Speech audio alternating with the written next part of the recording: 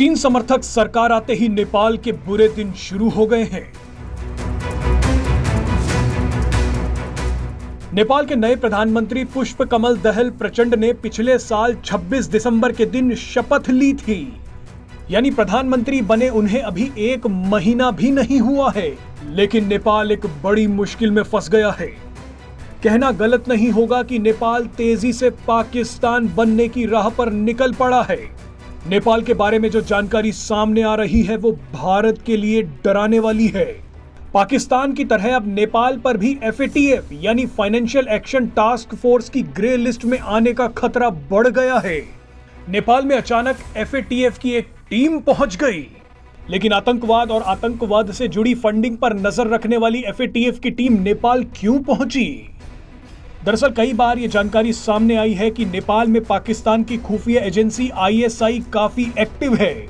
ISI Nepal में बैठकर भारत के खिलाफ कई बार षड्यंत्र कर चुकी है। नेपाल में चल रही भारत विरोधी गतिविधियों में चीन भी शामिल रहा है। अब इन सभी के बीच FATF की टीम का पहुंचना नेपाल की मुश्किलें बढ़ा सकता है। नेपाली मीडिया की माने तो पिछले दिनों FATF के एशिया पैसिफिक ग्रुप ने नेपाल का दौरा किया। आपको जानकारी के लिए बता दें कि नेपाल पहले भी साल 2008 से 2014 तक FATF की ग्रे लिस्ट में था। अब इसे कर्मों का फल ही कहिए कि भारत से पंगा लेने वाले नेपाल पर FATF की ग्रे लिस्ट में जाने का खतरा बढ़ गया है। अब आपको बताते हैं कि FATF की टीम नेपाल क्यों पहुंची। दरअसल साल 2014 में जब नेपाल FATF की ग्रे लिस्ट से बाहर निकला था, तब उसे FATF ने कई शर्तें मानने के लिए कहा था। नेपाल को इन शर्तों को पूरा करने के लिए देश में चल रहे टेरर फाइनेंसिंग नेटवर्क को तबाह करना था। अब FATF की टीम यही देखने आई थी कि नेपाल उन शर्तों को पूरा कर पाया है या नहीं। FATF के एशिया पैसिफिक ग्रुप ने यह देखा कि 16 दिसंबर 2022 तक नेपाल ने इन सभी दिशाओं में कितनी प्रगति की है।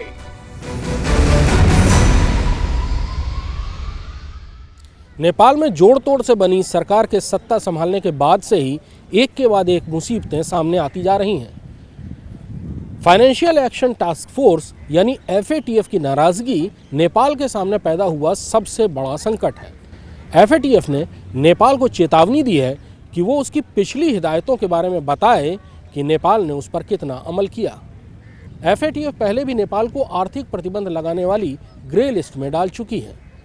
दरअसल नेपाल की रणनीतिक स्थिति बहुत महत्वपूर्ण है, इसलिए वहां चीन और पाकिस्तान दोनों की नज़र रहती है। लंबे अरसे से नेपाल ISI की कार्रवाइयों का निशाना रहा है। भारत की सीमा के पास मदरसों और मस्जिदों का जाल बुनने में ISI का सबसे बड़ा हाथ रहा है और ISI के आने के साथ ही आतंकवादी गिरोहों का रेस्ट एंड रिकूपरेशन सेंटर भी नेपाल बनता गया। FATF की इन सब पर नज़र है।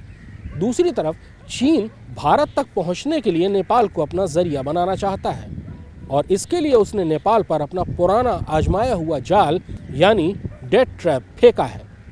चीन नेपाल में इंफ्रास्ट्रक्चर डेवलपमेंट जैसे कई प्रोजेक्ट्स में पैसा निवेश कर रहा है और बाद में उसी पैसे के एवज में वो नेपाल पर कब्जा करता जाएगा, जैसा उसने श्रीलंका के साथ किया। यानी नेपाल इस समय दोहरी परेशानियां झेल रहा है।